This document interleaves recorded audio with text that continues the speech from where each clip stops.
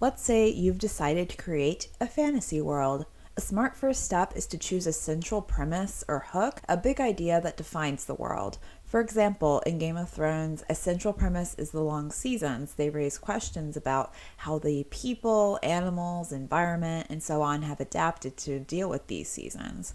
Also, how have the seasons impacted how society works? How do they impact philosophy and religion? With a good big hook like this, you have something that defines your world and makes it stand out. Those long seasons are definitely very memorable. And also, you're immediately faced with questions to help you flesh out your world and figure out how it works. And this is great because these questions can basically help prevent writer's block and help give you ideas. And this big hook or premise really could be anything. It doesn't have to be some aspect of the environment or whatever. It could be a specific type of magic system or unique technology. You might even start with a central philosophy or religion and go from there. However, let's say you're hearing this and thinking that sounds kind of boring. And if that's the case, I guess another way to look at it is just to have this hook be a conflict and to have this conflict demand immediate action and attention. I feel like a lot of RPGs have this. I often see them having a central conflict that is based on some kind of resource scarcity. For example, in Tales of Symphonia,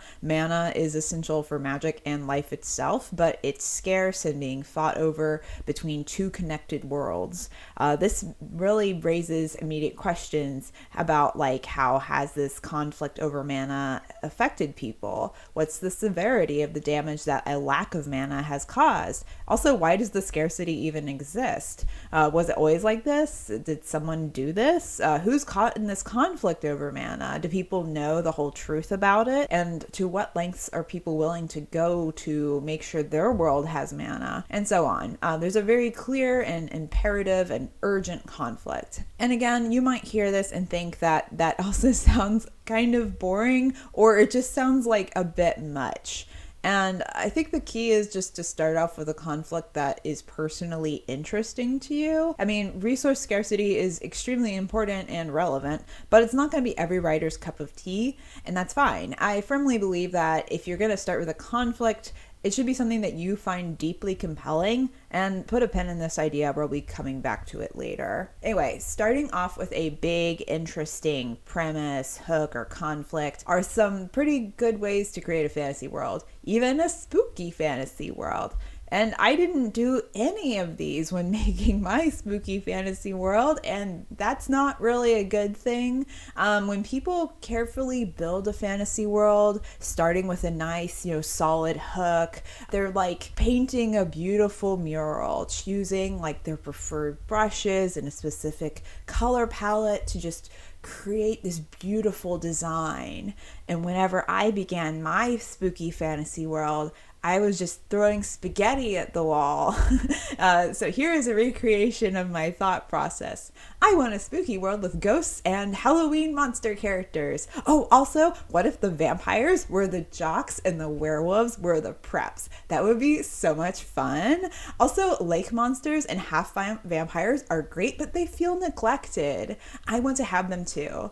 Also, I want there to be spooky mysteries at a spooky academy in a small town in the Appalachia. And that was it. That was as far as I got with my world. I got these ideas in 2021, and this world stagnated for 3 years. It wasn't until summer 2024 that I was able to finally get it working again. But in the meantime, I was just so confused about why I couldn't flesh out the story or the world more.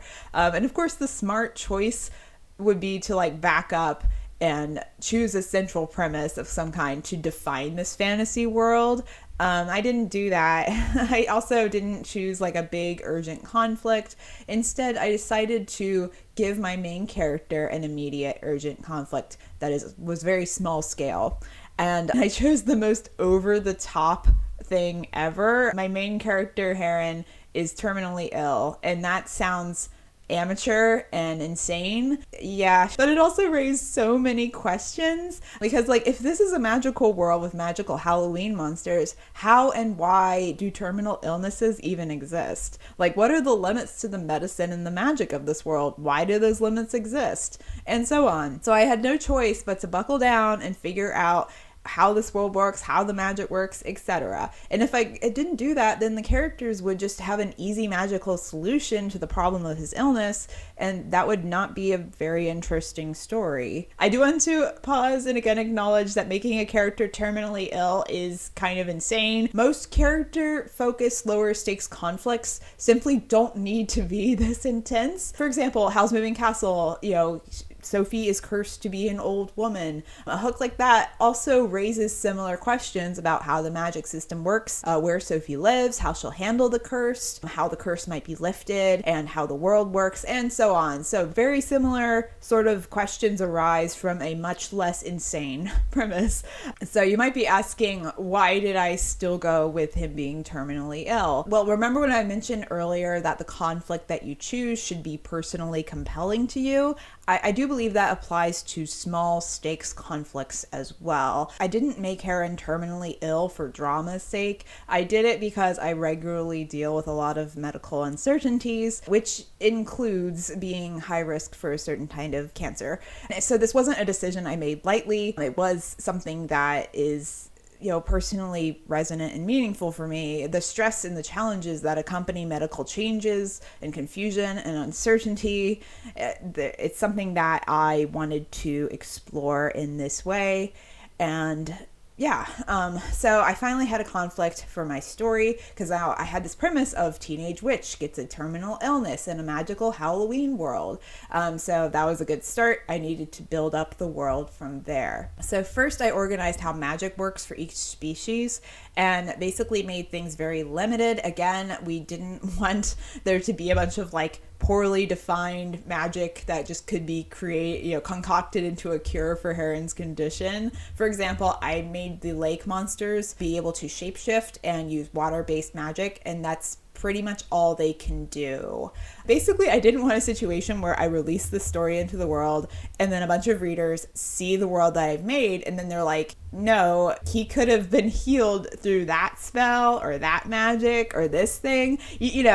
Sometimes readers will see things that authors miss, and I just didn't want that to happen. So I was like, I have to make these things really limited and very clearly defined. So that was the first step. And to that end, I decided that only witches have complex medicinal magic. Vampires actually do have some healing spells in this world, but it's pretty simple. It's not to the degree that witches do. It's mostly the vampires are preying on people or animals sometimes, but what if they didn't want to leave any trace of them doing so? So I based their healing off of that, basically off of being hunters, which sounds kind of messed up, but I mean, they are vampires. And then I also had to look at the medicine of the world. So there are also regular humans here in addition to witches and stuff. So I'm figuring that there's medical technology we have, but then there's also magical cures made by witches. And so these things basically evolved side by side. So it's all interlinked in this world. You would get a pill and then you would also get a potion. That would be what would be prescribed to you, and they would do slightly different things. And I also set rules for the magical cures. For example, magic can't regrow a limb, but it can make you heal from a severed limb much more quickly. It can't give you a new bone, but if you get a enchanted bone replacement implant or something, that's going to work so much better than just a purely non-magical implant. Ultimately, their medicine is far beyond ours. So to kind of go along with that, I invented a magical terminal illness for Heron to have because, first off, I didn't want to write a real condition inaccurately because that would be terrible. And two, I could develop it simultaneously with the possibilities and limits and so on of this magical medicine of this world, again, to prevent there from being some cure for it. And now that I have all these things figured out about the magic of this spooky world, that also opens up so many other questions about how, the magic is used outside of medicine, when it's used, what the limits are, what the laws are, if any, how it impacts people's lives in ways outside of medicine, and so on. This just really helped me to expand the world and finally figure out, what the heck is going on in it besides the werewolves or preps and the vampires or jocks or whatever. And I actually wanted to do this world building because it was relevant to my main character, who is a character that I have a lot invested in. written and I like quite a bit. I do want to end by saying that it is a smart idea for sure to start building a world with a nice, big hook, premise, or conflict, but that might not work for everybody or for every story, and I think that's perfectly fine. There are so many ways to write, and none of them are wrong if that's helping you meet your writing goals, which in my case is making my main character go through some of the same trials and suffering that I am going through. So yeah, chase your dreams. Chase your dreams. Okay, goodbye.